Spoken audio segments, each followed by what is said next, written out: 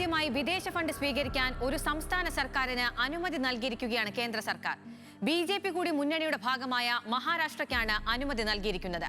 2018 പ്രളയത്തിൽ കേരളത്തിന് നിഷേധിച്ച അനുമതിയാണിപ്പോൾ മഹാരാഷ്ട്രയ്ക്ക് നൽകിയിരിക്കുന്നത്. ഇരട്ട നീതി എന്ന കേന്ദ്ര നിലപാടിൽ വിമർശനങ്ങൾ പല കോണിൽ നിന്നും ഉയർന്നിരിക്കുന്നു. കേരളത്തിന് നിഷേധിക്കപ്പെട്ട 700 കോടിക്ക് കേന്ദ്ര സർക്കാർ മറുപടി പറയേണ്ടി വരും.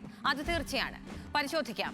കേരളത്തിന് എന്ത് കിട്ടിയില്ല, മഹാരാഷ്ട്രയ്ക്ക് എന്ത് കിട്ടി, കേന്ദ്രത്തിന്റെ ഇരട്ട നിലപാടിന് പിന്നിലെന്ത്? സ്വാഗതം കോഡ് ഫോർ ദ പീപ്പിളിലേക്ക്.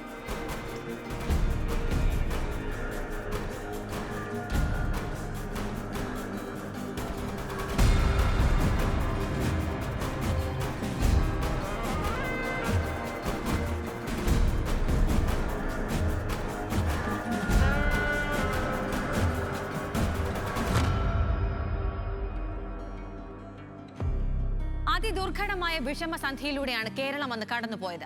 വർഷകാലത്ത് കേരളത്തിന്റെ പല ഭാഗങ്ങളിലും വെള്ളപ്പൊക്കം ഉണ്ടാകാറുണ്ട്. പക്ഷെ 2018 ഉണ്ടായത് അസാധാരണമായ ഒന്നായിരുന്നു.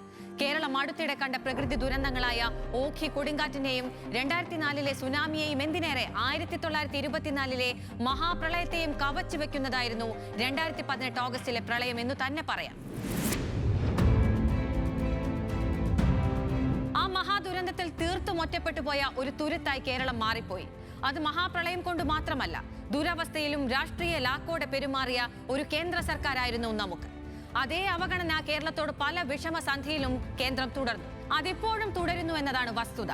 പ്രകൃതി ദുരന്തങ്ങൾ നേരിടാൻ സഹായം ലഭ്യമാക്കുന്നതു മുതൽ വിവിധ മേഖലയിലെ വിവിധ വിഷയങ്ങളിൽ പ്രതിപക്ഷ പാർട്ടികൾ ഭരിക്കുന്ന സംസ്ഥാന സർക്കാരുകൾ അനീതി നേരിടുന്നു. ഇത്തരത്തിൽ കേന്ദ്രത്തിന്റെ ഏറ്റവും കടുത്ത കടന്നാക്രമണം നേരിടുന്ന സംസ്ഥാനമാണ് കേരളം.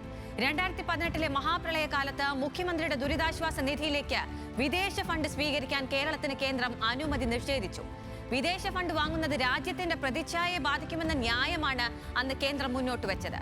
യുഎന്നിന്റെ കണക്ക് പ്രകാരം 31,000 കോടിയാണ് പ്രളയത്തിൽ കേരളത്തിനുണ്ടായ നഷ്ടം. 14 ലക്ഷം ആളുകളെ മാറ്റിപ്പാർപ്പിച്ചു. 1,74,500 വീടുകൾക്ക് കേടുപാടുകൾ സംഭവിച്ചു. ഔദ്യോഗിക രേഖകൾ മാത്രമാണിത്. ദുരന്തത്തിന്റെ വ്യാപ്തി മറന്നുപോയവരെ ഓർമ്മിപ്പിക്കാനാണ് ഇത്രയും പറഞ്ഞത്. ദുരിതകാലത്ത് കേരളം ഉണർന്നു പ്രവർത്തിച്ചു. പലയിടങ്ങളിൽ നിന്നായി മുഖ്യമന്ത്രിയുടെ ദുരിതാശ്വാസ നിധിയിലേക്ക് സഹായമെത്തി. ദുരന്തത്തിന്റെ വ്യാപ്തി പരിഗണിച്ച് വിദേശ മലയാളികളെ കൂടെ ചേർത്ത് വിദേശ സഹായം ലഭ്യമാക്കാനുള്ള നടപടികൾ സംസ്ഥാന സർക്കാർ ആരംഭിച്ചു. 2018 ഓഗസ്റ്റ് 21 മുഖ്യമന്ത്രി വൈകിട്ടത്തെ വാർത്താ സമ്മേളനത്തിൽ UAE 700 കോടി സഹായം നൽകാൻ അനുവദിച്ചതായി വ്യക്തമാക്കി. പക്ഷേ ഫണ്ട് സ്വീകരിക്കാൻ കേന്ദ്രം കേരളത്തെ അനുവദിച്ചില്ല. ദുരിതാശ്വാസ ഫണ്ട് സമാഹരിക്കാൻ മന്ത്രിതല സംഘങ്ങൾക്ക് വിദേശയാത്ര നടത്താനുള്ള അനുമതി പോലും നിഷേധിക്കപ്പെട്ടു.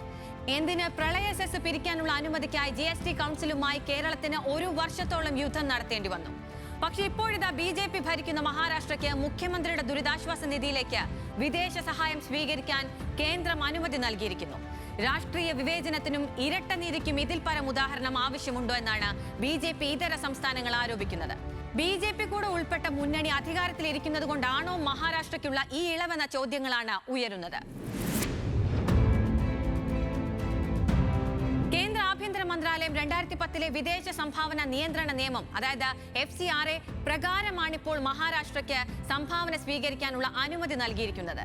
അതായത് സംസ്ഥാന സർക്കാരുകളുടെ ദുരിതാശ്വാസ നിധികൾ സാധാരണയായി പ്രവർത്തിക്കുന്നത് ആഭ്യന്തര സംഭാവനകളിലാണ്. വിദേശ സംഭാവനകൾ സ്വീകരിക്കുന്നതിന് FCRA പ്രകാരം രജിസ്റ്റർ ചെയ്യണം. കോവിഡാനന്തരം രൂപീകരിച്ച പ്രധാനമന്ത്രിയുടെ PM കെയേഴ്സ് ഫണ്ടിനെ ഈ വ്യവസ്ഥകളിൽ നിന്ന് ഒഴിവാക്കിയിട്ടുണ്ട്. വിദേശ സംഭാവനകൾ ആഭ്യന്തര സുരക്ഷയെ ബാധിക്കാതിരിക്കുന്നതിന് ആഭ്യന്തര മന്ത്രാലയം FCRA വഴി വിദേശ സംഭാവനകളെ നിയന്ത്രിക്കുന്നു. 1976 അടിയന്തരാവസ്ഥ കാലത്ത് രൂപപ്പെടുത്തിയെടുത്ത നിയമമാണിത്. വിദേശ ശക്തികൾ സ്വതന്ത്ര സംഘടനകൾ വഴി രാജ്യത്തേക്ക് പണം പമ്പ് ചെയ്തുകൊണ്ട് ഇന്ത്യയുടെ കാര്യങ്ങളിൽ ഇടപെടുന്നുണ്ടെന്ന ആശങ്കകൾ മുൻനിർത്തിയായിരുന്നു FCRA നിയമം കൊണ്ടുവന്നത്. 2010 UPA സർക്കാർ ഇത് ഭേദഗതി ചെയ്തു. 2020 BJP സർക്കാർ ഭേദഗതി ചെയ്ത് കേന്ദ്ര സർക്കാരിന് കുറച്ചുകൂടി അധികാരം വരുന്ന രീതിയിലേക്ക് മാറ്റി. ദി ഫ്രീ പ്രസ് ജേണലിന്റെ റിപ്പോർട്ട് അനുസരിച്ച് 244 സ്ഥാപനങ്ങൾക്ക് കേന്ദ്ര സർക്കാർ വിദേശ ഫണ്ട് സ്വീകരിക്കാൻ അനുമതി നൽകിയിട്ടുണ്ട്.